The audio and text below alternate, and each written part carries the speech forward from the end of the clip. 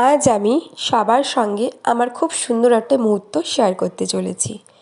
মেয়ে থেকে বউ হলাম, বউ থেকে মা হলাম, আর আজকে মায়ের এক অনেক বড় দায়িত্ব পালন করতে চলেছি। মেয়ে বড় হয়েছে তাই স্কুলে ভর্তি করে দিয়েছি। সকালবেলা স্নান টান করিয়ে খাইয়ে দাইয়ে সমস্ত জামাকাপড় আমি রেডি করে দিয়েছি ওকে পরানোর জন্য। জুতো, মোজা, প্যান্ট, স্কার্ট, সোয়েটার সমস্ত কিছু আছে। বুঝতেই পারছেন যে স্কুল যাবে, কিন্তু ভাবছেন স্কুল ড্রেস কেন পরেনি। এখনও পর্যন্ত স্কুল ড্রেস হাতে এসে পাইনি, তার জন্য ভাবলাম নর্মাল যে কোনো ড্রেস পরিয়ে নিয়ে গেলেই হবে। মেয়েকে সুন্দর করে রেডি করিয়ে আমিও রেডি হয়ে নিয়েছি খুব তাড়াতাড়ি, হাতে সময় অনেক কম। আজকে কিন্তু আমি যেমন আনন্দিত তেমন কিন্তু একটু টেনশানেও ভুগছি। প্রথম দিন মেয়ে স্কুলে যাবে, ঠিক টাইমে পৌঁছতে পারবো কি না, ও স্কুলে গিয়ে থাকবে কি না, হাজারো প্রশ্ন মাথার মধ্যে ঘুরঘুর করছে। হাঁটতে হাঁটতে চলে এসেছি স্কুলের কাছে। স্কুলে প্রচণ্ড ভিড়, যেহেতু আজকে ফার্স্ট ডে। মেয়ে কিন্তু অনেক কান্নাকাটি করছিল, অনেক কষ্টে স্কুলের ভেতরে ঢুকিয়েছি।